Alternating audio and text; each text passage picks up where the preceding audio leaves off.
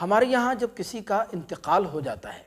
تو آپ نے دیکھا ہوگا انتقال کے بعد میت کی چارپائی کے پاس دال، چاول، آلو، پیاز، گیہوں وغیرہ رکھ دیے جاتے ہیں۔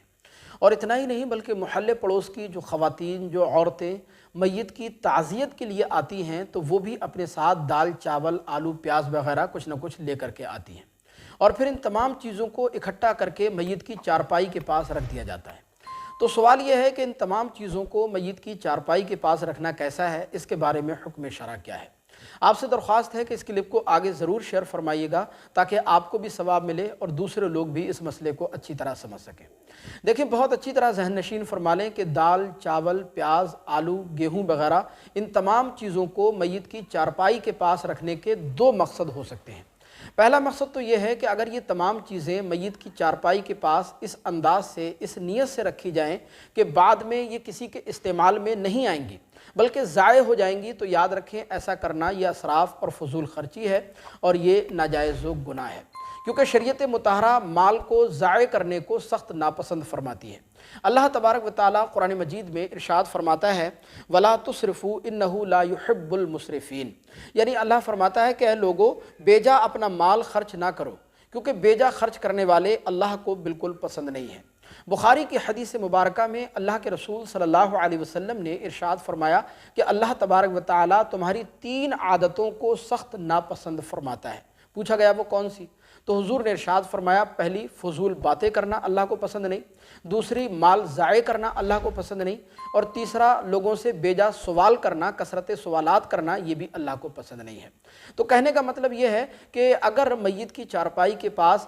دال، چاول، آلو، پیاز وغیرہ اس نیت سے رکھے جائیں کہ بعد میں یہ ضائع ہو جائیں گے تو یہ اسراف و فضول خرچی ہے، ایسے کاموں سے بچنا چاہیے، کیونکہ دین سے ان کاموں کا کوئی واسطہ، کوئی لینا دینا نہیں ہے۔ پہلا مقصد تو یہ ہے۔ اور دوسرا مقصد یہ ہے کہ اگر یہ تمام چیزیں یعنی دال، چاول، آلو، پیاز وغیرہ میت کی چارپائی کے پاس اس نیت سے رکھے جائیں کہ میت کے دفینے کے بعد جو ہے ان تمام چیزوں کو صدقہ کر دیا جائے گا، کسی غریب، یتیم، بے سہارا، مفلوک الحال کو دے دیا جائے گا، صدقہ کر دیا جائے گا، تو یاد رکھیں صدقہ کرنے میں شرعاً کوئی حرج کی بات نہیں ہے۔ اگر آپ حسن نیت سے صدقہ کریں گے تو انشاءاللہ اس کا ثواب میت تک ضرور پہنچے گا۔ لیکن اس میں یہ بات ضرور یاد رکھیں کہ صدقہ کرنے کے لیے ان تمام چیزوں کا میت کی چارپائی کے پاس رکھنا ضروری نہیں ہے۔ بعض عورتیں میت کی چارپائی کے پاس رکھنے کو ضروری خیال کرتی ہیں، تو ایسا بالکل نہیں ہے، یہ بہت بڑی نادانی غلط فہمی ہے۔ میت کی چارپائی کے پاس رکھنا ضروری نہیں ہے، صدقہ آپ ویسے بھی کر سکتے ہیں۔ لیکن اس میں ایک چیز اور بھی یاد رکھیں گے کہ اگر یہ میت کی وراثت کے مال سے ہو،